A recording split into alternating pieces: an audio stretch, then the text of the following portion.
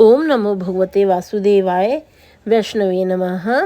नमस्कार दोस्तों, स्वागत है आपका योर ओन डिजायर्स चैनल में। अंग्रेजी नववर्ष के हिसाब से साल 2025 की पहली एकादशी है पौष पुत्रदा एकादशी।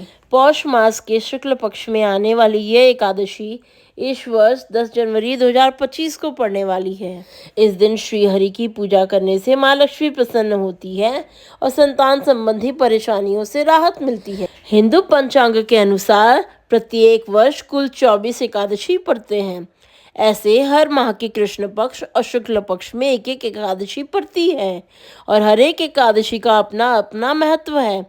ऐसे ही पौष माह के शुक्ल पक्ष की एकादशी तिथि को पड़ने वाली एकादशी का विशेष महत्व है। इसे पुत्रदा एकादशी के रूप में जानते हैं। मान्यता है कि इस दिन भगवान विष्णु की विधिवत पूजा करने के साथ व्रत रखने से संतान की प्राप्ति होती है। इसके साथ रही हर एक दुख दर्द और पीड़ा से मुक्ति मिलती है। श्री कृष्ण ने कहा है कि संसार में पुत्रदा एकादशी उपवास के समान अन्य दूसरा व्रत नहीं है। इसके पुण्य से प्राणी तपस्वी, विद्वान और धनवान बनता है। जो कोई व्यक्ति पुत्रदा एकादशी के महात्म्य को पढ़ता व श्रवण करता है, वह विधि अनुसार इसका उपवास करता है, उसे सर्वगुण संपन्न संतान की प्राप्ति होती है। श्री हरि की अनुकंपा से वह मनुष्य मोक्ष को प्राप्त करता है। पौष पुत्रदा एकादशी की कथा के बिना व्रत अधूरा है। पूजा में इसका श्रवण जरूर करें। इस साल पौष पुत्रदा एकादशी 10 जनवरी 2025 को है। एक समय धर्मराज युधिष्ठिर भगवान श्री हरि विष्णु से कहने लगे कि कृपा करके मुझे पौष माह के शुक्ल पक्ष की एकादशी के विषय में बतलाइए। इस एकादशी का क्या नाम है तथा इसके व्रत का क्या विधान है, इसकी विधि क्या है, इसका व्रत करने से किस फल की प्राप्ति होती है और उसमें कौन से देवता का पूजन किया जाता है। कृपा यह सब विधान पूर्वक कहिए। भगवान श्री कृष्ण बोले, पौष माह के शुक्ल पक्ष में आने वाली इस एकादशी को पौष पुत्रदा एकादशी कहा जाता है। इसमें भी नारायण भगवान की पूजा की जाती है।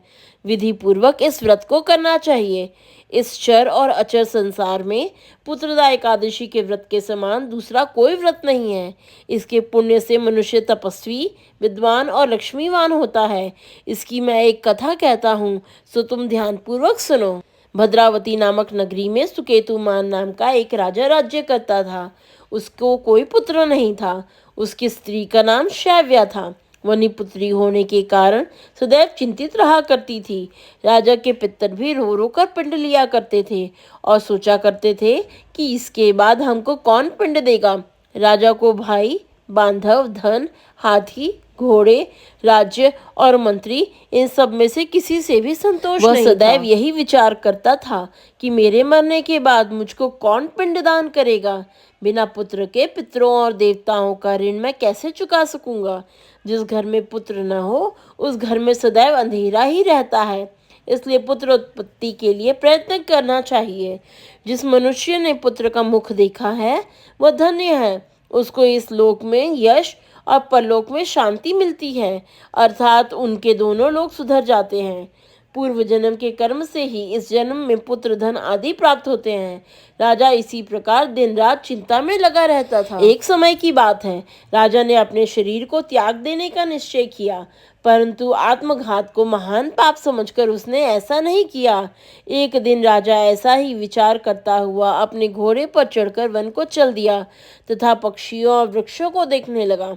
उसने देखा कि वन में मृग, व्याघ्र, सुअर, सिंह, बंदर, सर्प आदि सब भ्रमण कर रहे थे। हाथी अपने बच्चों और हथनियों के बीच घूम रहा था। इस वन में कहीं तो गीदड़ अपने कर्कश स्वर में बोल रहे थे, कहीं उल्लू ध्वनि कर रहे थे। वन के दृश्यों को देखकर राजा सोच विचार में लग गया। इसी प्रकार आधा दिन बीत गया। वह सोचने लगा कि मैंने कई यज्ञ किए, ब्राह्मणों को स्वादिष्ट भोजन से तृप्त किया, फिर भी मुझको दुख प्राप्त हुआ, क्यों? राजा प्यास के मारे अत्यंत दुखी हो गया और पानी की तलाश में इधर उधर फिरने लगा। थोड़ी दूर पर राजा ने एक सरोवर देखा। उस सरोवर में कमल खिले थे। तथा सारस, हंस, मगरमच्छ आदि विहार कर रहे थे। उस सरोवर के चारों तरफ मुनियों के आश्रम बने हुए थे। उसी समय राजा के दाहिने अंग फड़फड़ाने लगे। राजा शुभ शकुन समझकर घोड़े से उतरकर मुनियों को दंडवत प्रणाम करके बैठ गया। राजा को देखकर मुनियों ने कहा, हे राजन, हम तुमसे अत्यंत प्रसन्न हैं। तुम्हारी क्या इच्छा है, सो कहो। राजा ने पूछा, महाराज, आप कौन हैं और किस लिए यहाँ आए हैं? कृपा करके बताइए। मुनि कहने लगे, हे राजन, आज संतान देने वाली पुत्रदा एकादशी है। हम लोग विश्वदेव हैं और इस सरोवर में स्नान करने के लिए आए हैं। यह सुनकर राजा कहने लगा कि हे महाराज, मेरे कोई संतान नहीं है। यदि आप मुझ पर प्रसन्न हैं तो एक पुत्र का वरदान दीजिए। मुनि बोले, हे राजन, आज पुत्रदा एकादशी है। आप अवश्य ही इसका व्रत करें। भगवान की कृपा से अवश्य ही आपके घर में पुत्र होगा।